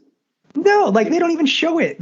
Literally the only. They show that a lot in the first. The only reason he wins is because no one wants to call him into the elimination because he's strong in eliminations. That's what wins it. I don't know what politicking he really does here. I mean, what's what I'm saying? Anytime that Anissa and Beth are talking about their alliance, Wes is involved. Yeah, but I don't know how many times Wes is actually physically present. He was definitely part of that alliance and the way that everyone in the season is part of an alliance at some point. Yeah.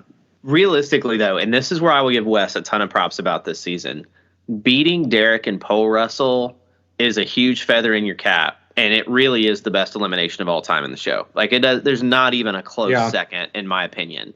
It is the best elimination in the history of the show, and this season is super memorable for that moment and for CT and DM's relationship, and then the rest of it is just decent TV. But the thing is those 2 moments are so iconic. CTDM, Derek West, and Pole Russell that I think it overinflates how good the season is.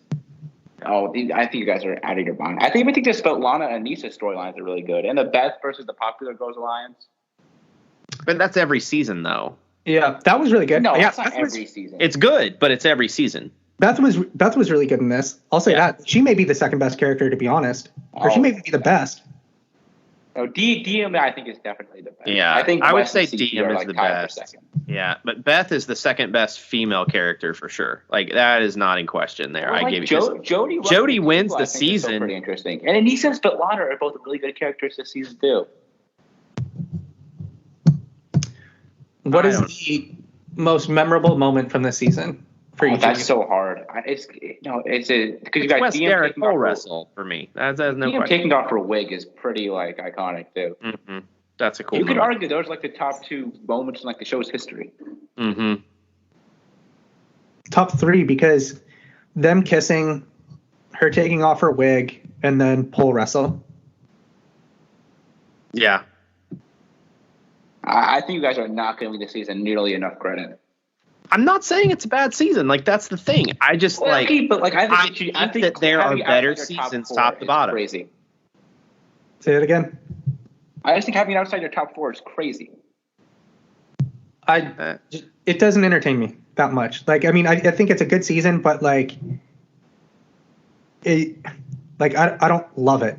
You know what I mean? And for me, if it's going to be in like my top like 3 or 4 or whatever, however many you want to go up to until it gets to it, like I've got to like love it if it's that high. And the thing is like for me, and this is me personally here too. I would say that like, hey, if I'm going to show someone a season of the challenge, and I want to say this is the season, this is the reason that I love this show. Like the Duel is not the season where I go, if you don't like this season, you will hate the rest of the show. I feel like you would have enough pull here on this season to say like there's these iconic moments, but as a viewer coming in cold who's never seen the show, the season won't resonate for them like it does longtime fans of the show. I mean, a lot of these storylines are developed, though. Like the CT-DM relationship is developed this season. The Svetlana stuff is only this season. A lot of the West stuff is developed this season. Here's a question that I feel like I hear people talk about with Survivor a lot, and I don't know if we've ever talked about it on this show, but like if you have someone that comes to you and says like, I want to start watching the show, what season do you recommend to them? Because it's a different question. I mean, depending on the person, I think. Yeah, I would say for Survivor, it's heroes, villains. Like that's to me for essential to the show. No, for the challenge. For the challenge though. Yeah. So because you have to keep in mind that like if you don't want to like necessarily start them off at the beginning because like they could just lose interest. God, no. So like you definitely don't want them to watch Battle of the Sexes 1. God. So which season do you recommend to them? Well, are they starting? Okay, have they never watched the show before at all and are trying never to get seen the show? They know nothing about it. They hear from like you or someone else that like it's kind of good and that they should get into it. If they're trying to get into the show, they should watch War of the Worlds 1 first. They will have the most modern resonance. Yeah, I'm fine with that answer. I will stick with what my top season is Rivals 1. But War of the Worlds 1 is an excellent based answer. On the history of the show, though. But they develop and flash. They literally flash back to everything that led up to those rivals in the first episode. But you need to see those relationships develop for me for a lot of it. War of the Worlds 1 has a little bit of that too, but I actually think they do a really, really good job of. Because the only relationships that play into War of the Worlds 1 are at the beginning. You have the Smash v. Hunter stuff, which I think they developed really well. And Bananas Bless. Yeah, but both those are gone early. Like those storylines are taken care of and shipped out. Everything else is developed that season. Yeah. With Rivals 1, all those relationships are like pre-existing ones. Like even like the Paula, Kenny West stuff. That stuff is all. That's all pre-existing, and I don't disagree with you. I just think, like, from a viewer standpoint, they do show you the history, and then there's new history that develops throughout the season that is entertaining as all hell, aside from the really good challenges that occur. But I also could say, like, I think World of Worlds 1 is a great answer, because it is a great season start to finish, and you're right, there's enough self-contained storylines that someone could watch the show cold. I mean, even World of Worlds 2, my wife has never watched a season of this show, but she watched every episode of World of Worlds 2 with me and now wants to go back and watch more. So it depends. Yeah, I had a friend who, I don't know how he got into it. Someone that, like, he knew that I watched the show for years. Like, we've known each other for, like, at this point, like 8 years, maybe longer. And randomly, like, he reaches out to me and says that he's watching this season because he lives back in Denver. And I still haven't asked him, like what possessed you, like, after all this time to, like, start watching the show on War of the Worlds 2. So I'd be interesting to know, like, the stories of some people about, like, what got them into the show and, like, like how it, like, caught their eye. I think that'd be kind of cool. I know of at least 3 people in my hemisphere that watched War of the Worlds because of Big Brother. Like, they were such Big Brother fans that when they heard some people from Big Brother, Pauly and Josh, and like some people were shocked that Victor was on the show. I mean, people that really love Big Brother, I think, are checking out the challenge because those characters are developed really well on Big Brother. I know from my experience, I've had a lot of people play the fantasy game that I run now, and then I'll just tell them to just join up because like it's free and they can just pick whoever they want out of the randoms that they can see on the show. And then a lot of them will actually kind of jump in through that just out of curiosity, and then they'll get hooked. I have a friend who is a really big Big Brother fan, and he doesn't watch the challenge. And randomly, I texted him because of maybe something that I was watching on the show at the time, and I was like, how did Josh win Big Brother? And his response was, I ask myself that a lot. I talked about this with Pat. His in-game awareness last season was so bad. His what? There's just his awareness of what was going on around him. Yeah, Josh was trying to play nice, and he didn't realize he was in a game of backstabber. He just seemed out to lunch. Well, one other funny thing, I guess, is I guess Wes only wins seasons with live reunions. This is true. He's only won Rivals 2 in the Duel. He needs to start pitching Bune and Murray to do it again. I don't know, man. The climate of the show now, I love Wes as a character, and he will make, if he continues doing the show past season 35, and who knows how he does on season 35, because for the people listening, I literally am spoiler free. I have no idea what happens on this upcoming season. My guess is he makes it pretty far, just from the trailer. The intensity of that trailer makes me think he's going to make it far. But I don't know that he has it in him to win another final, because some of the athletes that are on this show are so good that it would have to be a War of the Worlds 2 type situation where it's a team of 4. Like I think he could win. Who's could he not beat in a final now besides Jordan? That's on this next cast. Turbo? Well, that's on this next cast. I would still say he'd have trouble with CT. Jordan. He could beat CT in a final. Jordan he couldn't sure. beat. CT he could definitely beat. I don't know. I think Big T might have a shot. You know, she's pretty solid. No, yeah, great. Still bitter about her getting stuck on my fantasy team. Yeah, for anyone who wants to know, I also have Trey saved as Big T on my phone now. I'm so bitter. They picked 2 alternates, and I get stuck with Big T. You know what's going to be really hilarious? She's going to make the final to the end, and she's going to make it to the final as the layup for the women. Yeah, I'm excited. April 1st. Yeah. All right. Let's talk about that, because our next show is a bonus episode. We're going to break down the trailer and do some season 35 predictions. It's going to be fun. Yeah, so if you have any comments that you want to send us before, well, now, in real time, that episode's going to go out way before the one that we just recorded. Well, yeah, depending on the schedule. Yeah, I would say that realistically, if you send us your comments about what you want us to talk about on the prediction show, it probably won't make air because of timing. Yeah, really time gating ourselves. Either way, we post these on Reddit. We do have a Twitter account at Challenge Chron, CHRON, because Twitter only allows X number of characters. And then you can always email us at thechallengechronicles@gmail.com. You send us a good email, we are liable to read it. So if you send us an email, you will definitely get a response from me. I think I make an attempt to respond to everyone. So we're happy for everyone that engages in the show, and we really appreciate everyone who listens. So yeah, with that, we'll talk to you next time. Kind of a quick plug here. Oh yeah, go ahead.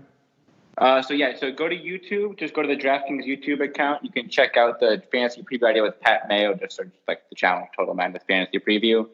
And also, if you follow my Twitter account, that's at RobMCI16. That's at ROBMCI16. You'll see links to the fantasy game if you want to. It's free to play, fun to play for season 35.